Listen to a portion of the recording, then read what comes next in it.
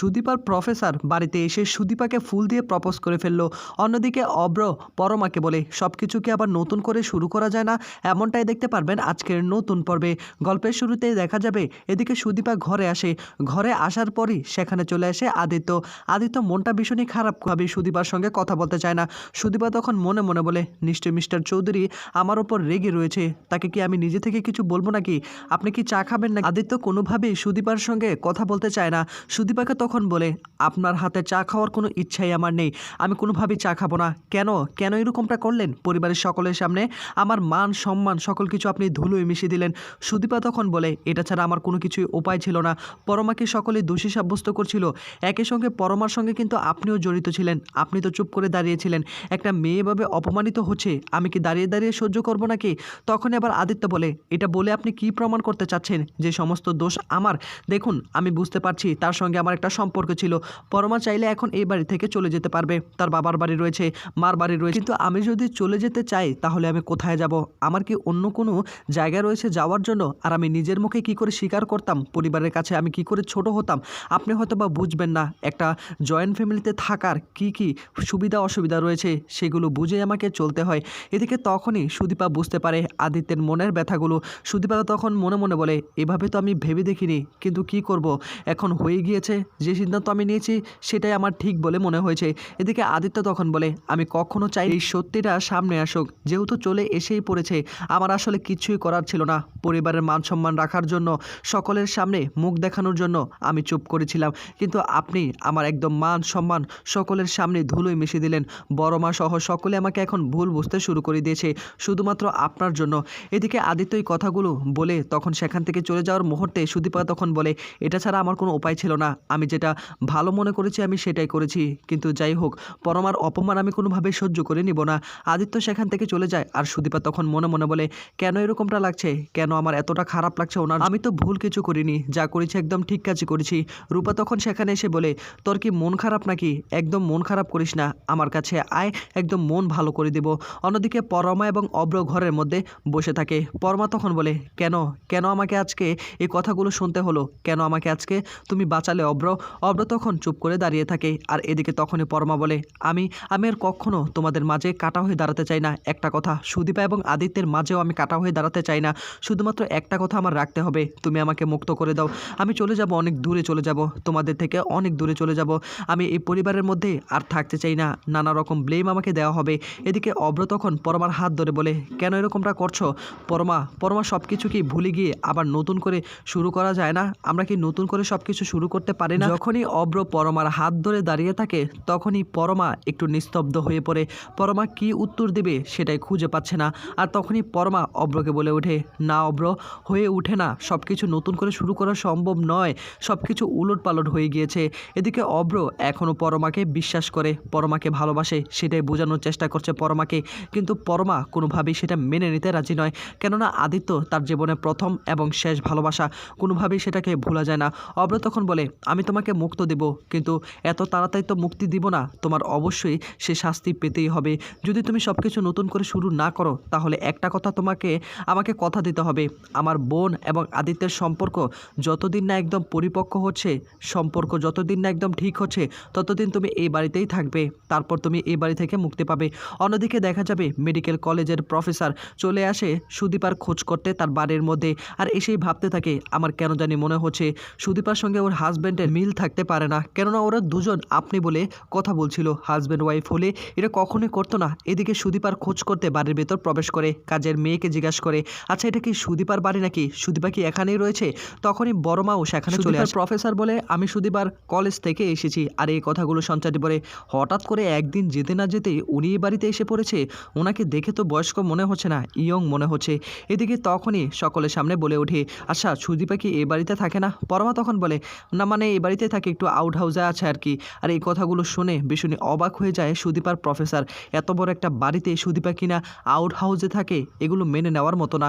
তখন গায়ত্রী কথা কাটানো শুরু করে, আসলে ওদের ঘরে একটু কাজ ছিল আর কি, সেজন্য আউট হাউসে চলে গিয়েছে।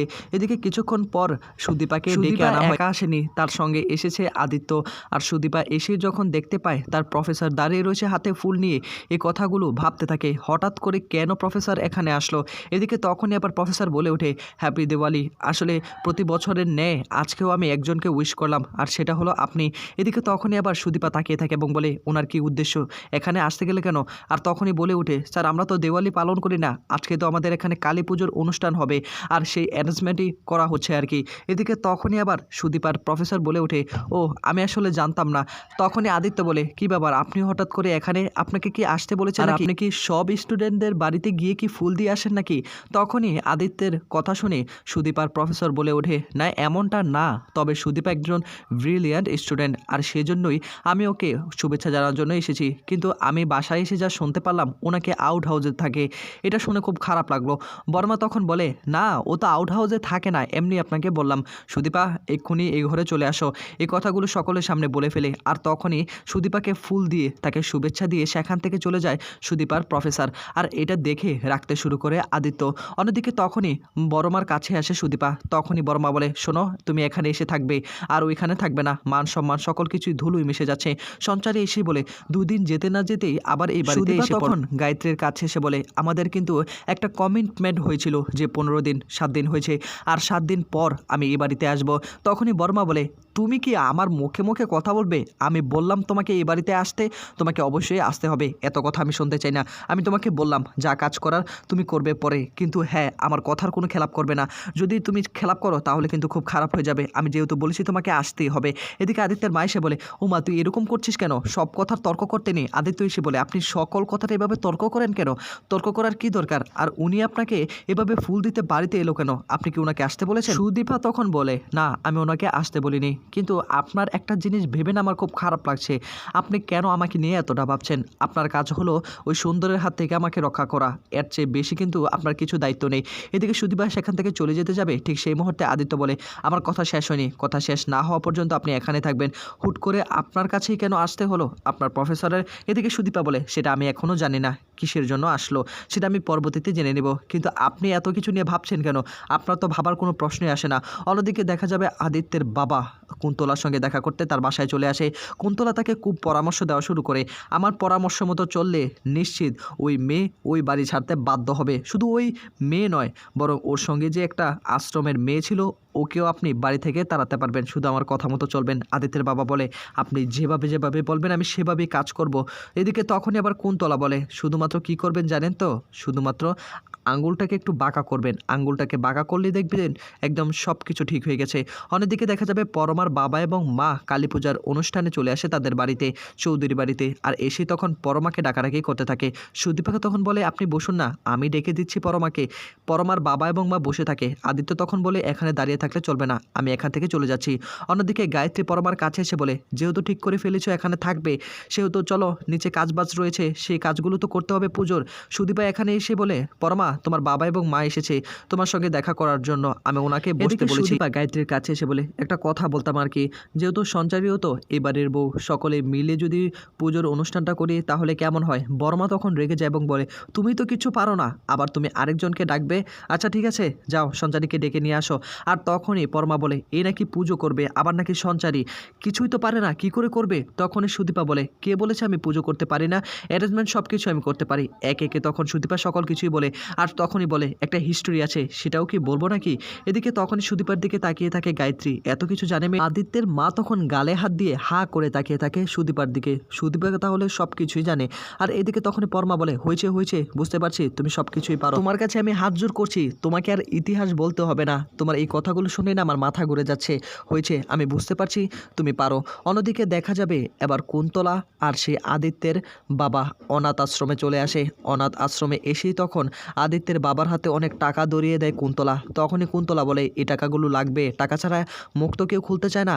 তখনই আদিত্যের বাবা প্রশ্ন করে ওঠে, আচ্ছা আপনি কেন আমাদেরকে এতটা হেল্প করছেন, আপনার কিসের স্বার্থ?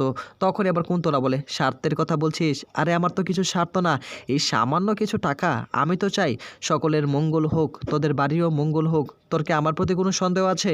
আদিত্যের বাবা বলে, না মা আমার ভুল হয়ে গিয়েছে, এমনিতেই বললাম আর কি, মনের মধ্যে হঠাৎ করে প্রশ্নটা আসলো, সেই প্রশ্নটা আমি করে ফেললাম। ফেললাম আর কি, কিছু মনে করবেন না। এদিকে পরমা সুদীপার কাছে এসে বলে আমি তো কিছুই করতে পারি না। সুদীপা তখন বলে আমি আছি তো, আমি সব কিছু শিখিয়ে দিব, আমি শিখিয়ে দিলে তুমি সব কিছুই করতে পারবে। আমার বাবা, আমার পিসি সকলেই এই সব কিছু করতো, সেখান থেকে আমিও শিখেছি। আর তখনই বড় মাও সকলের সামনে বলে ওঠে আমার বাবা ডাক্তার ছিলেন ঠিকই, কিন্তু পুরোহিতও ছিলেন।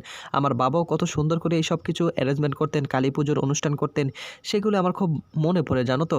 সুদীপা তখন বলে তাহলে আপনিও আজকে শুরু করে দেন না, আপনি এই সব কিছু অ্যারেঞ্জমেন্ট করেন। তখনই বড় মা বলে যাক, এই বয়স কি আমার কি আছে নাকি, এইসব কিছু এখন করতে পারবো না।